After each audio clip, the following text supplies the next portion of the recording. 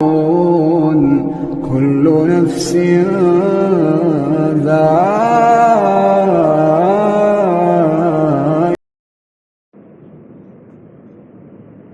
الحمد لله وكفى وسلام على عباده الذين اصطفى. أما بعد فأعوذ بالله من الشيطان الرجيم. بسم الله الرحمن الرحيم. وقضى ربك ألا تعبدوا إلا إياه وبالوالدين إحسانا. صدق الله العظيم. وقال رسول الله صلى الله عليه وسلم: أي الأعمال أفضل؟ قال: أول وقت صلاتها، أو كما قال عليه الصلاة والسلام. میرے بھائی محترم بزرگوں اور دوستوں، حقوق العباد کا بیان چل رہا ہے۔ حقوق العباد وہ کہلاتے ہیں جو بندوں کے حق بندوں سے متعلق ہوتے ہیں، انسان کا انسان سے حق۔ حقوق العباد کے بہت سارے شعبے ہیں۔ پڑوسیوں کا حق ہے، رشتہ داروں کا حق ہے، اولاد کا حق ہے، ماں باپ کا حق ہے۔ یہ حقوق العباد ہے۔ حقوق العباد کے اندر ایک حق ہوتا ہے ماں باپ کا حق، اسی سے متعلق کچھ باتیں تذکرہ کرنی ہے۔ ماں باپ اللہ تبارک و تعالیٰ نے ایسی نعمت اور ایسی دولت عطا فرمائی ہے جس کا دنیا کے اندر کوئی بدل نہیں ہے۔ انسان کے پاس ساری نعمتیں ہوں، اگر اس کے پاس اس کے ماں باپ نہیں ہے تو اس کا بدل نہیں ہے۔ ماں باپ اللہ تبارک و تعالیٰ کی وہ نعمتیں ہیں۔ قرآن کریم کے اندر اللہ تبارک و تعالیٰ نے جہاں اپنے حقوق کا تذکرہ کیا ہے، جہاں اپنی بات کہی ہے، وہاں ماں باپ کے ساتھ اس نے سلوک کی بات کہی ہے۔ ایک جگہ نہیں، کئی مرتبہ اس چیز کا تذکرہ کیا ہے۔ اللہ قرآن میں فرماتے ہیں: وَقَضَىٰ رَبُّكَ أَلَّا تَعْبُدُوا إِلَّا إِيَّاهُ وَبِالْوَالِدَيْنِ إِحْسَانًا۔ تیرے رب نے یہ فیصلہ کر دیا کہ عبادت جو کی جائے گی وہ صرف اللہ کی جائے گی۔ وَبِالْوَالِدَيْنِ إِحْسَانًا، اور ماں باپ کے ساتھ اس نے سلوک کا معاملہ کیا جائے، اچھائی کا معاملہ کیا جائے۔ دوسری جگہ اللہ تعالیٰ ارشاد فرماتے ہیں: وَوَصَّيْنَا الْإِنسَانَ بِوَالِدَيْهِ إِحْسَانًا۔ ہم نے انسان کو وصیت کی ہے کہ وہ ماں باپ کے ساتھ حسن سلوک کا معاملہ کرے۔ تیسری جگہ اللہ رب العزت ارشاد فرماتے ہیں: وَوَصَّيْنَا الْإِنسَانَ بِوَالِدَيْهِ حُسْنًا۔ ہم نے انسان کو وصیت کی ہے کہ وہ ماں باپ کے ساتھ حسن سلوک کا معاملہ کرے۔ اللہ تبارک و تعالی جہاں اپنا حق اور اپنی بات کرتے ہیں، وہاں ماں باپ کے ساتھ حسن سلوک اور اچھائی کے معاملے کی بات کرتے ہیں۔ اسی لیے روایتوں کے اندر بھی مستقل ماں باپ کے فضائل احادیث کے اندر اللہ کے نبی نے اپنے زمانے مبارک سے ارشاد آپ نے نقل فرمائے، زمانے مبارک سے آپ نے ادا فرمائے۔ حضور اکرم صلی اللہ علیہ وسلم سے پوچھا گیا: ای الاعمال افضل یا رسول اللہ؟ اے اللہ کے رسول، اعمال میں سب سے افضل عمل کون سا ہے؟ تو آپ علیہ السلام نے فرمایا: نماز کو اول وقت کے اندر پڑھنا۔ آپ سے پوچھا گیا کہ اس کے بعد کون سا عمل افضل ہے؟ آپ نے فرمایا: ماں باپ کے ساتھ حسن سلوک اور اچھائی کا معاملہ کرنا۔ پوچھا گیا: رسول اللہ اس کے بعد کون سا عمل افضل ہے؟ آپ نے فرمایا: اللہ کے راستے کے اندر جہاد کرنا۔ قرآن کریم کے اندر ماں باپ کے جہاں حقوق کا تذکرہ کیا، وہاں ماں کے حق کو احادیث کے اندر 3 مرتبہ ذکر کیا۔ ایک صحابی حضرت بہز بن حکیم رضی اللہ عنہ روایت نقل کرتے ہیں کہ پوچھا گیا: اللہ کے رسول، میرے حسن سلوک کا سب سے زیادہ حقدار اور سب سے زیادہ کون حسن سلوک کا میرا مختار ہے، اختیار کس کو ہے سب سے زیادہ؟ آپ نے فرمایا: تیری ماں کو۔ پھر دوبارہ انہوں نے سوال کیا: اللہ کے رسول، میرے حسن سلوک کا کون مالک ہے؟ آپ نے فرمایا: تیری ماں۔ پھر دوبارہ سوال کیا: اے رسول اللہ، میرے حسن سلوک کا، میرے معاملات کا کون سب سے زیادہ مالک ہے؟ فرمایا: تیری ماں۔ پھر چوتھی مرتبہ سوال کیا تو آپ نے فرمایا کہ تیرے والد۔ قرآن میں اللہ تعالیٰ نے 3 چیزیں ایسی ذکر فرمائی ہیں کہ جن کے اندر جن تکالیف کے اندر ماں شریک ہوتی ہے باپ کو ذرے کے برابر ان تکالیف کا احساس نہیں ہوتا۔ قرآن کہتا ہے حملتہ امہ وہنا علی وہن، ماں نے بچے کو 9 مہینے پیٹ کے اندر رکھا، تکلیفوں کو برداشت کیا، لیٹنا دشوار، بیٹھنا دشوار، چلنا دشوار، کروٹوں کو بدلنا دشوار، یہ ساری تکالیف ماں نے 9 مہینے تک بچے کو برداشت کی۔ اللہ تبارک و تعالیٰ قرآن میں فرماتے ہیں جو تکالیف ماں نے برداشت کی ہے کہ یہ ایک تکلیف ہے، اور احادیث میں اسی وجہ سے فرماتے ہیں ماں سب سے زیادہ تیرے حسن سلوک کی حقدار ہے۔ اس تکلیف کے اندر باپ کو ایک ذرے کے برابر بھی تکلیف نہیں ہوتی، باپ نہیں جانتا کہ وہ تکلیف کیا ہوتی ہے جو ماں کو ہوتی ہے۔ قرآن کہتا ہے وَوَضَعْتُهُ كُرْهًا، ماں نے تجھے جنا تو اس کو تکلیف ہوئی، اس نے مشقت کو برداشت کیا، جاکنی کا عالم تھا، موت اور زندگی کا معاملہ تھا، فرمایا تیری ماں سب سے زیادہ حسن سلوک کے حقدار ہے۔ کیوں؟ کیونکہ اس تکلیف میں باپ کو کوئی تکلیف محسوس نہیں۔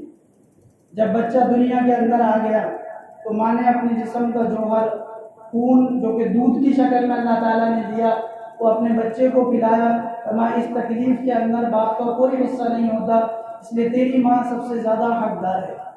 باپ کے فضائل احادیث کے اندر مستقل بیان کیے گئے۔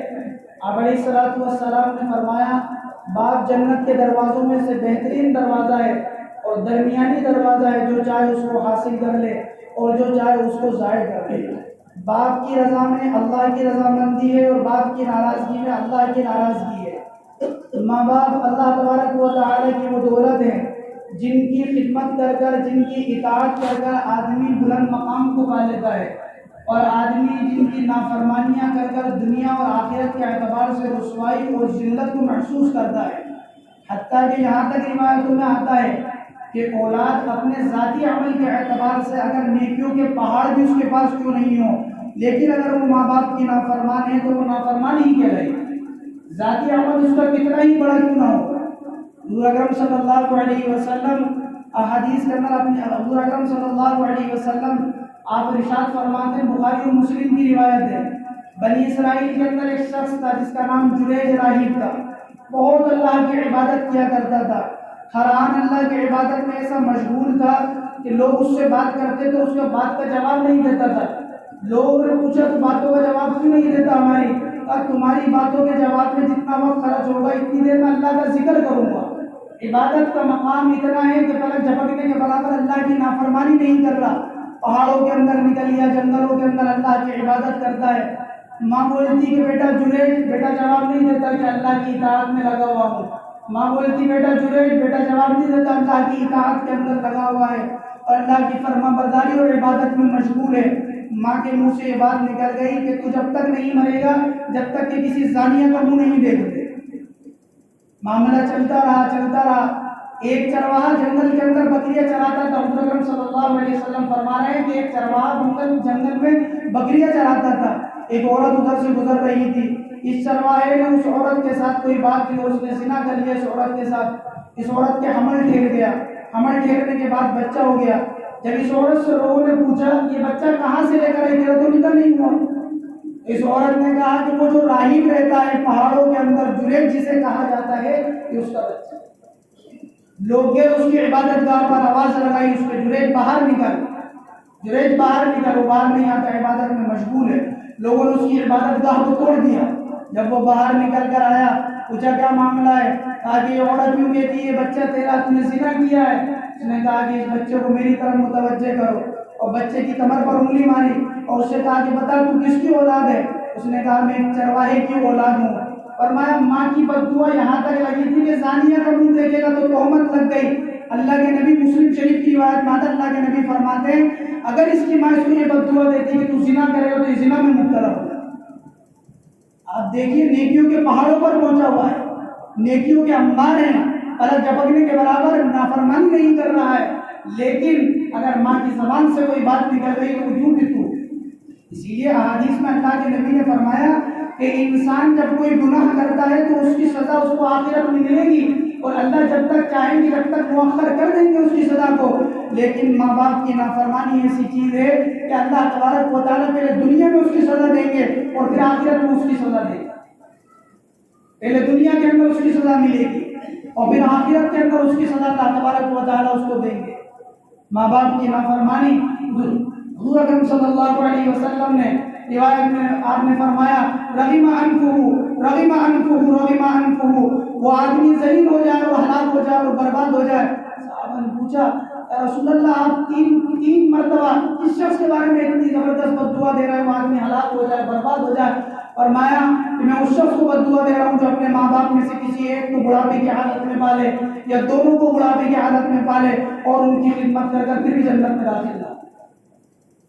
حضور ممبر پر تشریف فرماتے، آپ نے ایک سیڑھی پر پیر رکھا، آپ نے کہا آمین، آپ نے دوسری سیڑھی پر پیر رکھا، آپ نے کہا آمین، اور آپ نے تیسری سیڑھی پر پیر رکھا، آپ نے کہا آمین۔ خطبے سے فارغ ہوئے صحابہ نے پوچھا یا رسول اللہ ہم نے تو کبھی آپ کا ایسا عمل نہیں دیکھا، آج آپ نے یہ کیا عمل کیا، خود آپ سیڑھیوں پر چڑھائے آمین کہہ رہے ہیں؟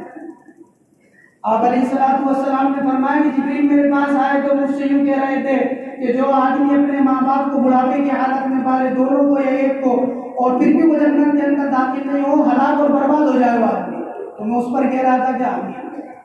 جبریل یوں کہہ رہے تھے جو آدمی رمضان کو پالے اس کی مغفرت نہیں ہو، ہلاک ہو جائے، برباد ہو جائے وہ آدمی، تو میں اس پر کہہ رہا تھا آمین۔ اور جبریل یوں کہہ رہے تھے کہ جو آدمی آپ کا نام سنے اور آپ کے نام نامی پر، نام مبارک کے اوپر درود نہ پڑے وہ آدمی ہلاک اور برباد ہو جائے، اس پر آمین کہہ رہا۔ اسی لیے قرآن کے اندر اللہ تبارک و تعالیٰ نے فرمایا فَلَا تَقُلْ لَهُمَا أُفٍّ وَلَا تَنْهَرْهُمَا وَقُلْ لَهُمَا قَوْلًا كَرِيمًا، کہ دیکھو ماں باپ کے ساتھ ایسا معاملہ کرو کہ ان کو اف تک مت کہو۔ حضرت علی رضی اللہ عنہ فرماتے ہیں کہ اگر اف کہنے سے بھی ہلکا درجہ کوئی ہوتا تو اللہ اس کو بھی ذکر کرتے۔